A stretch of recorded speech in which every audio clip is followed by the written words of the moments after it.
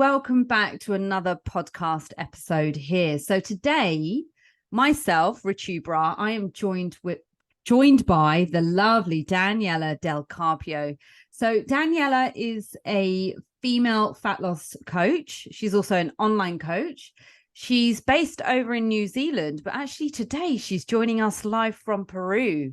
Daniela, say hello to everyone. How's your day been? Hello, everyone. Thank you so much, Richu, for having me here. So yeah, I live in New Zealand, but I'm here right now visiting my family for a few weeks, which is exciting. But I'm happy to be in the podcast, happy to discuss this topic that we're going to be talking about today, which I think is going to help so many of you guys with everything, mainly mindset, and also if this is something maybe you want to try in the future. So why don't we get started and tell everyone what's the topic we're going to discuss today? Okay. So everyone, our topic today is all about being bikini fitness competitors. So although I stopped a long time ago, and actually, Daniela, you still are a competitor, right? You're on a prep right now. So we just obviously decided that this topic would be really helpful to those of you that have always wondered what it's like to compete, what that means to have that mindset as well. And even if competing or getting involved in bikini fitness or any sort of competitions like that, physique, aesthetic competitions, that what does it take to get there, and how can you apply that mindset to you into your life right now, just for lifestyle goals, right? And managing your schedules, managing your fitness, managing your careers, like how does that all fit in? So that's what we're going to be diving in. A little bit of background into both of us and in terms of why we got into it and how, what we've learned. So Daniela, I will ask you first. When did you do your first fitness competition? Yeah, so with my one, it was a funny situation. So I started competing in 2018. That was the time I decided, it's time for me to do something different. I really want to try bodybuilding. So I tried bodybuilding. I was working with a coach for about, I think, 3 or 4 months. And I would just, because, when you do bodybuilding for the first time, you just don't know what to expect. You don't know how tough and challenging this is going to be. Like, you have this amazing idea and picture in your head. You're like, yeah, I want to look great in that bikini. I want to be on that stage. But doing the work, it's so damn hard. And I was just not expecting that at all. So when it happened with that coach, I just wasn't ready. I wasn't ready mentally, and I wasn't ready physically. And it was just not a good experience that I had with that coach, just because there was not enough communication. I felt like he wasn't really listening to me and my concerns. So I just felt like I was another client, just paying the money, but not really getting too much from my coach. So after 4 months, I was looking skinny, like way too skinny. So at that time, I wanted to do figure. And I was like, there's no way I'm going on stage like this. I look like a skeleton. You can see my bones. You can see everything. Like, I didn't even have much muscle definition. And I was like, there's no way I'm going to go up there looking like this. People are going to think that I'm anorexic, because that's how lean I was looking. I was just so lean. I was not eating enough. And I was like, no, I'm not going to do this. I need more time to build more muscle mass and then start competing. So then I changed with a different coach.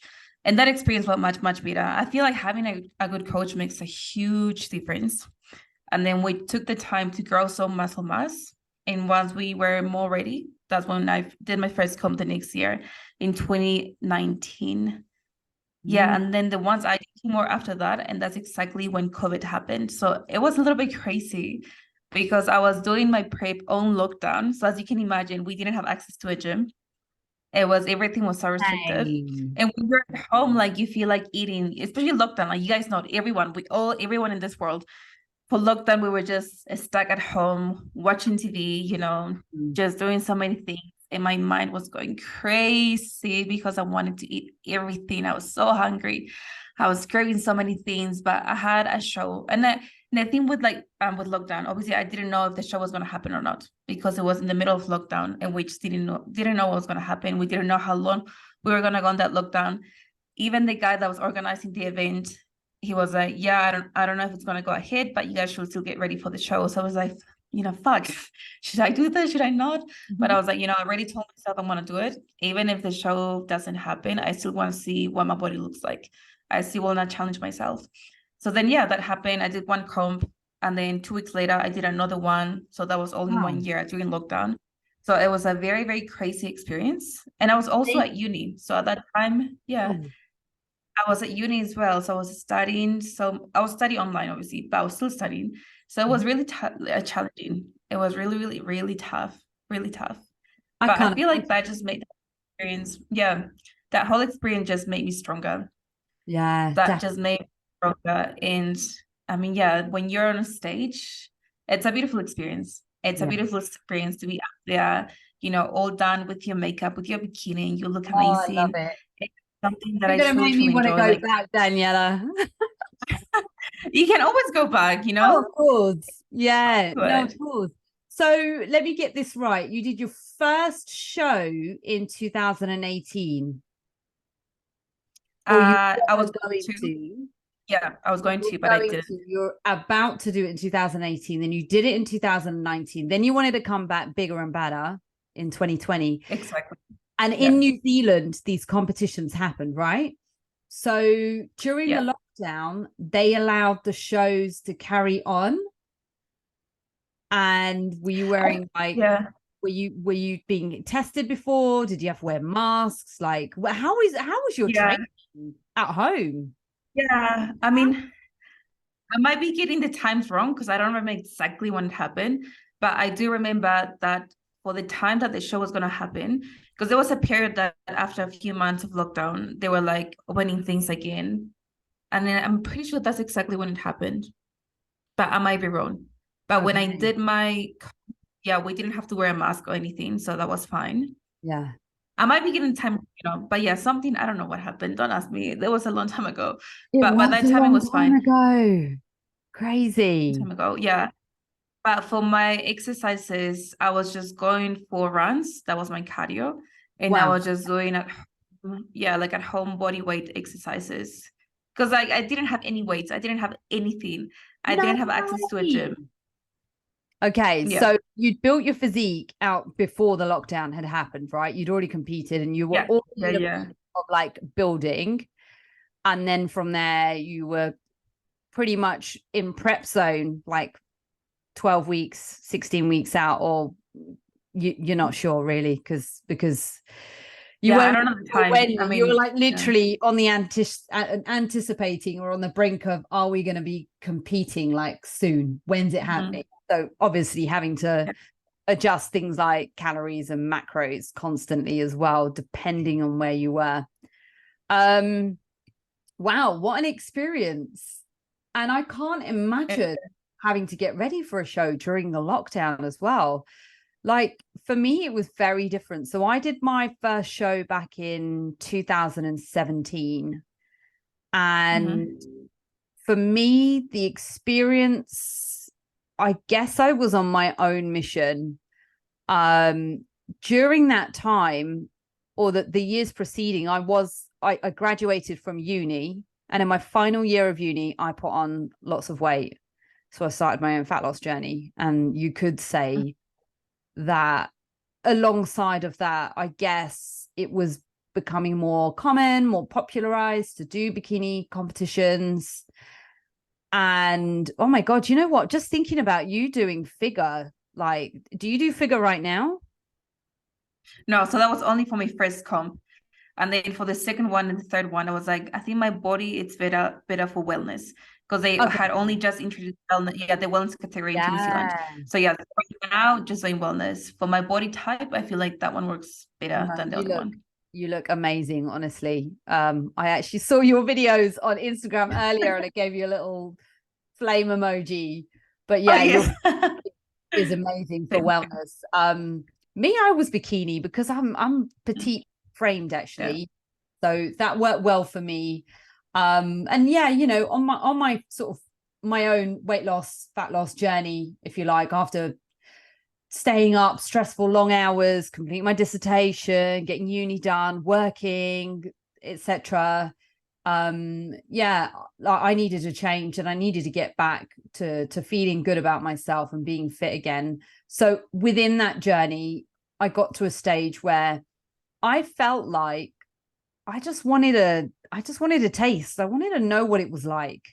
I wanted to know what it was like to push my body to get a specific outcome, to stand on stage, to wear a nice, beautiful bikini and hair and makeup and all of that. I live for all of that. I absolutely love it.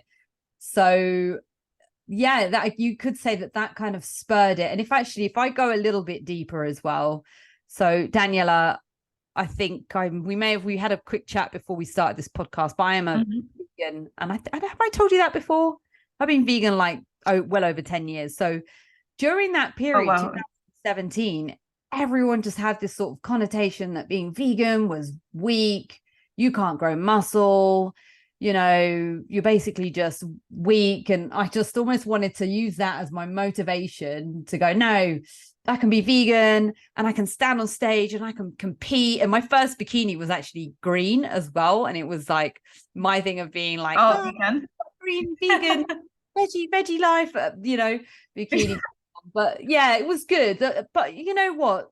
I think the first time you compete, it really is about finding out what suits your body shape as well. Like when we all train, we've all got different physiques, we're built differently, and it really is trying to, for me, it was massively about dieting down at that point, and I feel like I didn't look great the first time I competed, but I did compete the second time in 2018, so I went through a bit more of a structured off season, if you like, where I had a great coach. Actually, she was vegan as well, and she had competed herself, WBFF pro, really to this day a great friend of mine. But yeah, she, we worked together on my prep, my off season and everything, and I just felt so much better. But holding down a full-time job during that time was really hard. I had 2 more shows booked and I threw in the towel. I went, right, I'm done. I did 2 shows. I'd planned 4, and at that point I went, I can't do this no longer. It was hard. Yeah. Bodybuilding, I always say, like, bodybuilding is like having another job. It's something you have to do 24/7. Because it's something you have to do 24/7. Like, you literally have no time to rest. You literally have no time to be like, oh, I'm just gonna have this, this cookies and ice cream or whatever. I'll get back on track tomorrow, because you have no time to waste. You're only gonna be. You have so many weeks, a few weeks to get ready, get really lean to be on that stage. And if you want to be the best, if you want to give your 100%, you just can't walk around. No. And I feel like it's happening right now is that some people, because I feel like bodybuilding is becoming so popular, like really, really popular nowadays. And I feel like people just do it for fun. They just do it because they want to see what they look like on those pictures, on that bikini, or they just want to get cute pictures for Instagram, or they want to, they just want to do it for fun. I feel like it's not more. Before, it was more like, this is a challenge I want to set for myself. Serious, I would say so. Yeah, that was more very serious. Exactly. But you know what? I think thinking about that, like, I have been asked, oh, would you ever compete again? And do you know what? I would. And I always joke, and I always say, oh, I'll do it when I'm 50. Yeah. But literally, when are you 50? Sorry? When are you 50? When am I 50? Like 11 years time. Yeah. Wow, that seems so real. I got 10 years to pack on some muscle, ladies. But yeah, just the mindset of everything, the changing a social life, people not understanding at that time. And that's what I wanted to mention is during my first prep, I listened to an audio book, because I wasn't great at sitting down and concentrating and reading. But I listened to an audiobook, and it was by a lady called Jen Sincero, and it was called How to Be a Badass. And I listened to it in audio, right? I think I've said that about 3 times. There's a line that she said, and to this day, it sticks with me. She goes, people do not go to a Formula 1 race and parallel park. Like, you don't go to do a racing car competition and parallel park. So if you're going to do something, you need to truly apply yourself and make sure you do that race to win it. Like, people who are involved in that sport They don't do that sport to parallel park, right? You following me? They do it to drive the fastest with the best skill in the best time, break records. And when I heard that, and she applied it to like goals that we might have and like the mindset as well of wanting to really achieve something. And I just took that and I was like, you know what? Every time I was doing my cardio, long is cardio. Oh my gosh, tell me about it. Tell me about it. But you learn to love it, right? And at that point, I was like doing my cardio, I'm in my zone and I'm listening to it and I'm like, or I listen to music and I'm going, you did not come here to parallel park. You're going to fucking kill it. That's it. You know, like the outcome was the outcome. I look how I look based on my hard work, my genetics, you know, all those things, external stresses as well. But I know that I gave it my best on both occasions that I did do it. So similarly to you, I didn't want to go and parallel park. And those other competitions that I dropped out of, my mind was not in it. I needed time off. I needed a rest. And I actually had a target at the time. When I decided to stop, I was like, 2020 is going to be my year and I'm coming back. So 2018, I was like, right, we're going into off season and we're going to do some building for like 2 years. We're going to build like insane, you know, physique here, get some muscle, start looking really good. And then lockdown happened and I was like, nah, I'm done. So you went through and you did it, but I was just like, I can't do this no more. But I feel like, it's a mindset thing. And sorry, it's a little bit noisy in the background. I'm at my grandma's house and they have a dog. But it's a whole mindset. It's a whole mindset thing because I feel like when you go, and not just for bodybuilding, anything that you do, when you go there just thinking about like, I'm just going to do this for fun, you already know that it's just for fun and you're not going to give you 100%. Then you might not be happy with the results, or you're just going to be like, oh yeah, whatever, I just got it done. One more thing out of my list. But something I always tell you guys, and I mentioned on the previous podcast that we had, how you do one thing is how you do everything. Yes. So if you're only giving your 20% energy here, your 20% commitment here, I can guarantee you're only giving your 20% on everything. That's right. You need to start changing that mindset and trying to give your everything when you do anything, even if it's at work, if it's with your relationship with your partner, with your friends, with your family, any little thing that you do, it will help you to be a better person and get better outcomes if you start thinking a different way and if you start thinking like a winner, because that's how we should be thinking. We want to be high performance, and that's something that we are. And if you're listening to the podcast, I'm sure you are too, because you're listening to this. So obviously you want to change something, you want to learn something new. So let's start changing that mindset, because mindset is everything. And then the thing like bodybuilding teaches you about mindset so much, mindset and discipline, because you have to be so disciplined to get the results that we want.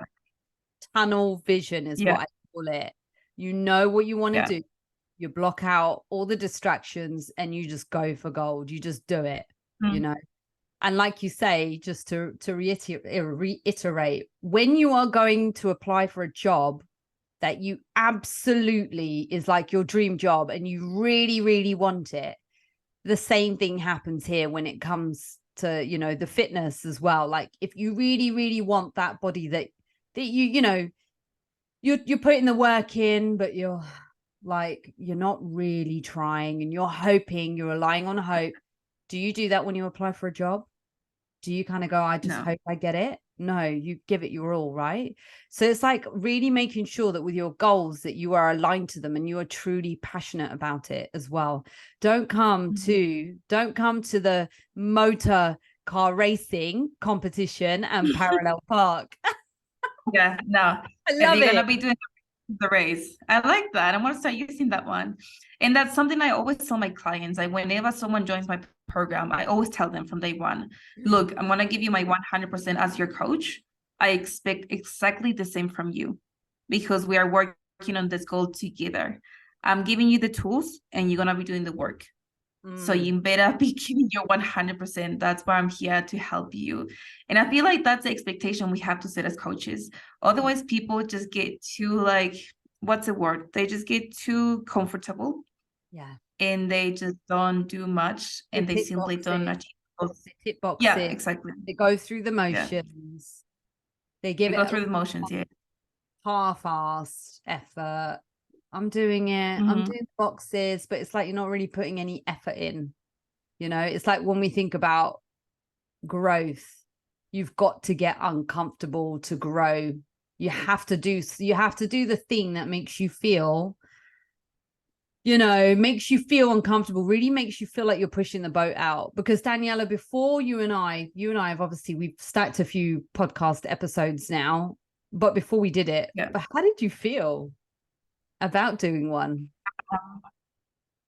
To be honest, I was like, fuck, I feel like I'm wearing too much here. But it was a little bit challenging, I'm not gonna lie, because it's something obviously that I've never done before. And I'm not gonna lie, for my first few episodes, I recorded the same episode a few times because I just didn't like the way I was talking. I didn't like the things that I was saying. I will honestly get my notebook, write everything down, and just pretty much like read from my notebook. And I was like, this is not working for me. Like, I need to try something new. And it just took me a few times to like try. And then I realized, like, okay, the more I think about it, the longer it's going to take for me to get my first ever episode out. And I was like, if I keep thinking, if I keep planning too long, this is not going to happen. And I was like, screw it, I'm just going to do it. And if you go back, if you guys, if you go listen to my podcast, the first few, maybe 3 or 4 or 5, they sound like rubbish. My first one, I renamed the pilot. Oh, really? Yeah, I literally renamed my first episode The Pilot. And I think it's okay.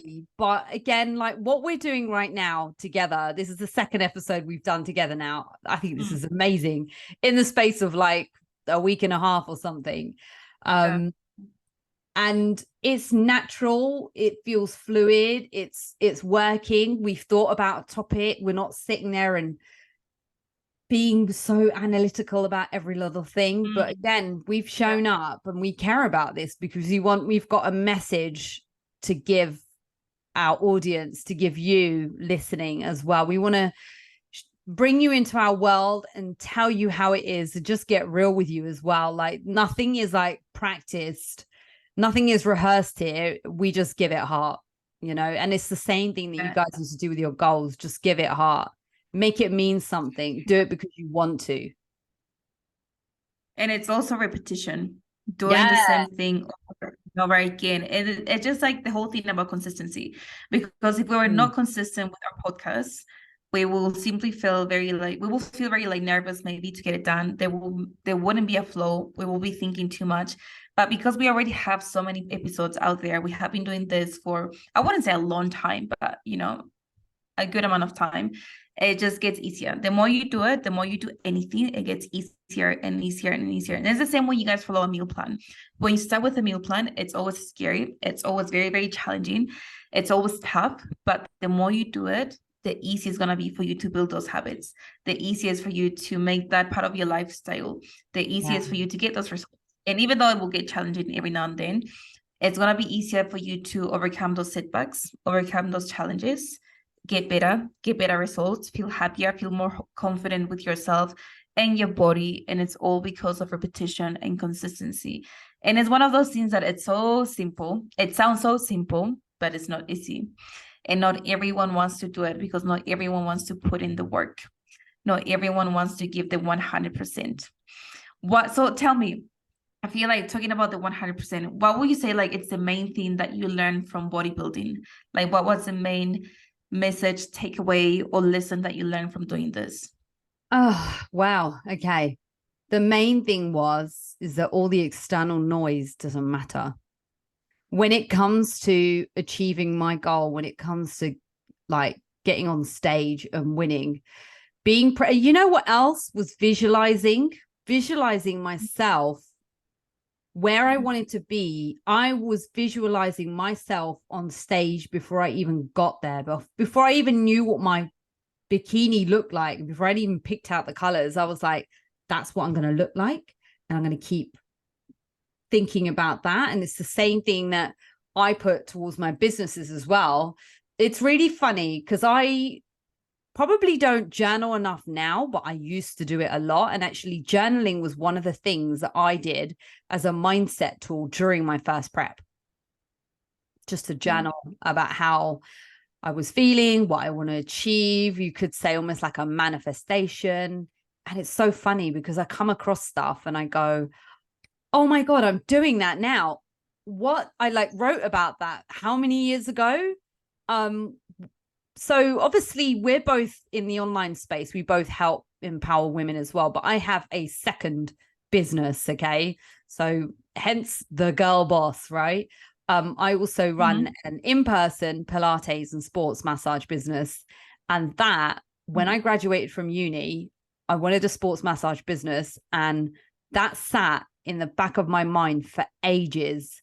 And the Pilates studio, I worked for other companies, and it was like, I really want to do my own thing. I want to have my own business going. I want my own clients, blah, blah, blah, blah, blah, blah. And you know what? I actually sat down with my granddad one day, and I used to go on about it to him the whole, like all the time. I used to go on about it all the time. Do you think I should do it? Should I? One day he sat down with me and he went, will you just bloody well get on with it? Can you just I love that. Oh yeah, he just went, I'm like tired of actually hearing about it. You sound like a broken record. And he said, just break a record might not have been his words, but it was just bloody well get on with it, was totally his words. And so like that's the same thing with any goal that you're going for. If fitness is your goal and you want to get healthy, you want to get fit, you want to get strong, you want to perform better at work, you want to be do you want to change your mindset and really start thinking about the positives in life and like enrich your life and feel better about you, increase your confidence, all of those things, just bloody well go for it. Just do it. Stop sitting on the fence and waiting for like hope or things to just get better or whatever. You've got to take action. Without action, there is like nothing, It's not gonna because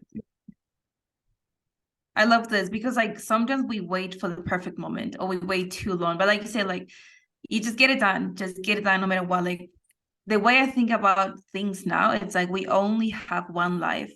Like you cannot go back to 10 years ago, 5 years ago, or even yesterday, that was 24 hours ago. We only have one set of teeth. Sorry, I just wanted to say that. But it's the same thing. You've only got one life. You've only got one set of teeth. And I always say, look after your teeth. They don't grow back. They don't. They don't. And same with your health. Like your health is you can't get younger. You can't. Right? Yeah. So you don't want to like, I always watch these videos on TikToks. There's this guy, I don't know his name, but he goes around the streets and just asks old people mainly. They're always like, what's one regret you have about your life? What's something you wish you did, whatever. And most honestly, I will say 99% of people that respond to that question, they always say, I just wish I did the thing that I wanted to do. I always regret not doing it. I always regret planning too much. I always regret having that fear that was not letting me do that thing that I wanted to do. So I'm like, why wait? And yeah, I don't want to get to that age, be 80, 90, whatever age, and then be like, I wish I did this. I wish I did this for myself. I wish blah, blah. It's like, no, like I'm 27 now, 27 now. Sorry, 28. I'm actually 28. I'm 28 now. Like, I don't want to, 28. I always get confused about my age, 28. But I'm like, I don't want to leave. I want to live a life that I want to create for myself. I want to live the life that I want to have. And I know, and I realize I'm the only one in control of this. No one else is going to live my life for me. No one else is going to make or do the things that I should be doing to get that life that I want to get. So it's like one of those things that you just have to wake up, get out of that bubble, get out of your comfort zone, something that I was stuck before for a long time. And it's like, it's now or never. Like literally, it's now or never. Like even when you're at the gym, if you're afraid about talking to people, if you're afraid about asking someone, how do I use this machine? If you're afraid of wearing crop tops, something that I was so scared before, wearing crop tops and shorts, just get it. Who cares? No, first of all, no one's looking at you. 97, you're not going to care about that. You're going to say, why didn't I do it? And then you're gonna regret, like, I used to look so good when I was 27. Why didn't I wear those crop tops or those shorts? Like, don't overthink. If you find yourself thinking twice about something, don't do it. Just get it done. If it doesn't go well, oh well, you learn your lesson. And if it does go well, then amazing, you know, you did something for yourself. But I feel like that's something that we all do. We overthink too much, and overthinking obviously simply takes us nowhere. So guys, stop with that, because this is something that I've done myself, and I'm sure Richu, you can relate to me. 100%. You know, we're women, like women, we just overthink too much.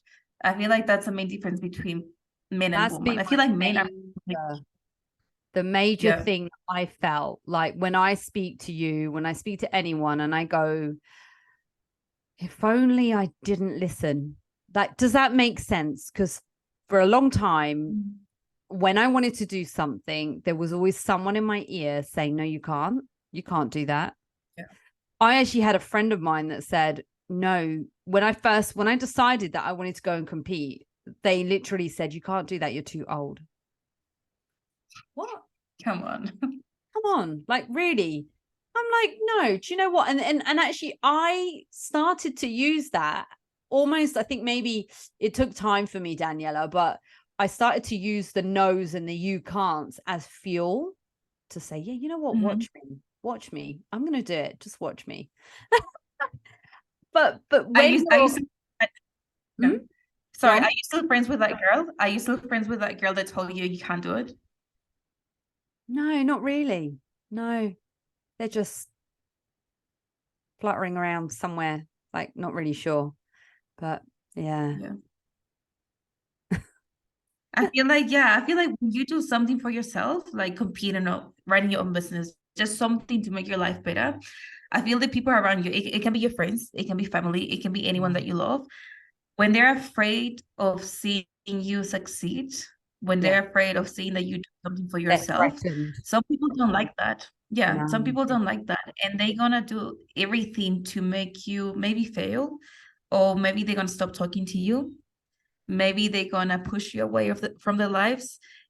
And it's a good thing, because it shows you like who your real friends are. And it shows you that you're doing something for yourself. Like, it shows you that you're succeeding. It shows you that you're pushing yourself. Something in there, isn't there, a saying about, you know, if you've got haters, you know, you're doing big things, right? You're doing good. Exactly. I'm not repeating you're doing good, but yeah, no, it's really good. But so no, definitely, if it just sort of like come back to it, that there's got to be a point in your life where you just, you know, you stop listening to the negative and the people saying you can't, and you just start believing in yourself a bit more and go, do you know what, fuck yes I can, and I will, and watch me. Yeah I feel like it's mainly that little voice in our head. It's always that little voice in our head that is like, no, you're not good enough, no, you're gonna fail, no, you're gonna suck, no, you're gonna embarrass also that as well. Exactly. Fear is a liar. I think I use that one a lot, but I think it's just such a good one to use. Fear and hope and wishy-washy. Don't just go for it. Is there anything else get it done you wanted to kind of add from your like experience of competing and how it might help other people? I feel like we've done a lot of the kind of touching on areas, right? Yeah, but I feel like one area we didn't touch, it's about patience. I feel like bodybuilding you to be patient, so patient, because nowadays often we want everything done so quick. We expect quick results when we start with our fitness journey. We expect to lose that weight after the first week of starting with a caloric deficit, or first week of going to the gym. And that's something very unrealistic. Like, we set very unrealistic goals for ourselves. But when you do bodybuilding, you have to learn to be patient, because it takes weeks and months to get to that level of, it takes time to get to that stage. Muscle maturity is a thing, you know. So I think that for me, that was like the biggest, I would say that was the main lesson that I learned, just to be patient.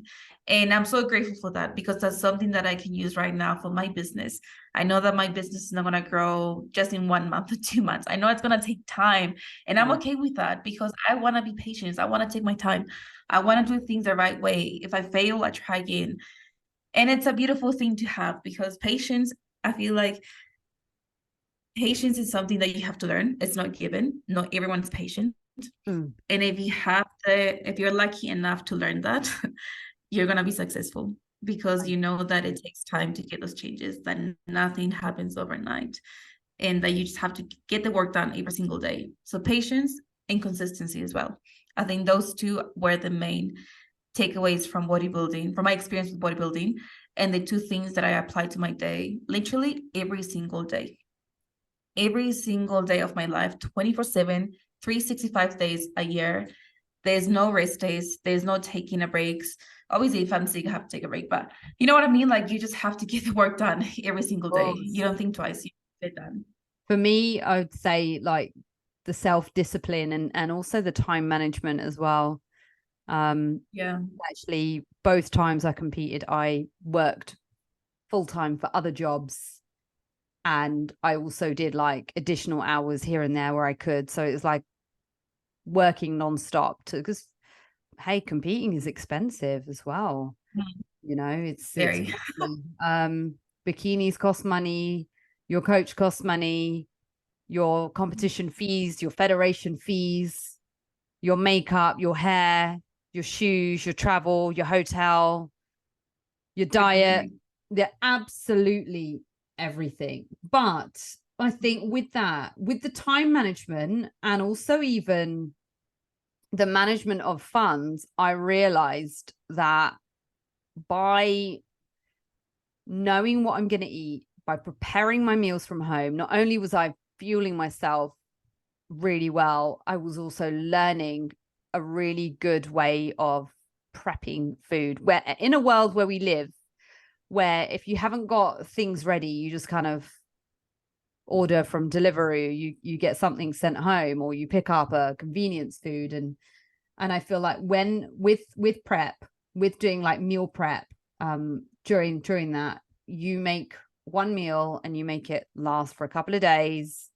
You stick some in the freezer, you know your macros, you know your calories, you know a little bit more about food as well, like the the energy and stuff like that, the energy availability from it. And I think that goes a long way, because like for me, I have a partner, but we actually cook for ourselves.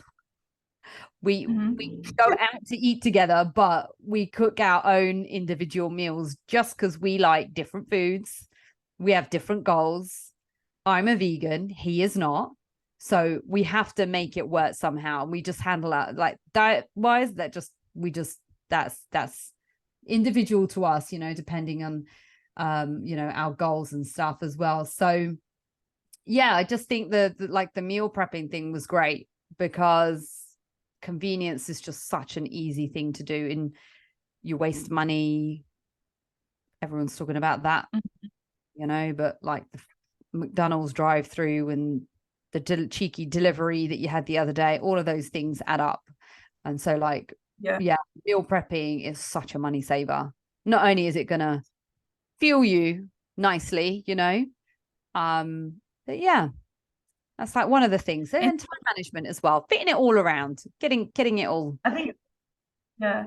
And something you mentioned just now, like you are vegan, sorry, and your partner's not. Yeah. But you still make it work because you want to make it work. And I think that just shows like when you want to do something, you guys listen to the podcast. When you want to do something, you make it work no matter what. Like there's literally no excuses. Obviously, right now you could have, before you could have had the excuse of like, I'm vegan, my partner's not, it's just there's too much hassle, me cooking one thing, cooking something, whatever. Or even, but obviously, sorry, as you said, sorry to cut, but like, or even the whole thing of, he can eat what he wants and he doesn't put on any weight. And then you're on like, you've been put on you've got a strategy. Your coach, either Daniela and I, have given you a strategy that's going to help you get to your goals. And it's going to be different than what your partner eats. Unfortunately, that's just the way it is. So it's like being able to adapt as well, and understanding that you've got to make it work. You've got to make it work. Yeah, if you really want it, you will make it work no matter what. And if you don't want it, you will simply come up with excuses and lots of excuses not to get it done. So it's up to you. Just ask yourself, like, do I really want to achieve this goal, whatever it is? Again, it doesn't have to be just fitness related. It can be anything in your life. Do I really want to achieve this thing? If the answer is truly, truly yes, go get it done. But if you're not sure about it, maybe you don't want to get it done. Maybe So not. think about something that you truly want to do, something that you want to be spending your days or hours doing, something you are passionate about, something that's going to give you that little fire inside you. You're going to get excited. I'll give you butterflies. You know, when you're in love and you get butterflies, do something that you like. It's your life. It's your choice. So make the decisions for yourself. And it's life is Don't too short. So short. So it is. Yeah. make the most of it. I feel like we're kind of coming towards the end now, Daniela, would you say? Yeah, we've been talking for I don't know how long now. I have no idea either.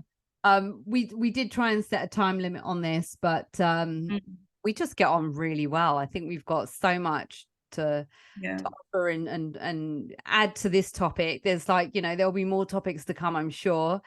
Daniela, thank you so much. I can't believe this is like the second time now, and I know there's going to be probably more from us. But for those of you that are listening out here, if you feel like you want some more questions answered on this topic, if you feel like you want some advice on training, on nutrition, or even just like talking about how to kind of fit everything in, like when it comes to your schedule and your lifestyle, increasing your confidence, just getting out there, having that push and that nudge to just to do, because quite often it's not, you know, we have these friends, but people don't always get it around us when there's something that you really feel passionate about. And sometimes you just feel like you need to reach out to someone. And that's also the whole part of having a mentor and a coach as well. You know, you've got someone who's been there, who's done the thing that you want to do, and they're able. The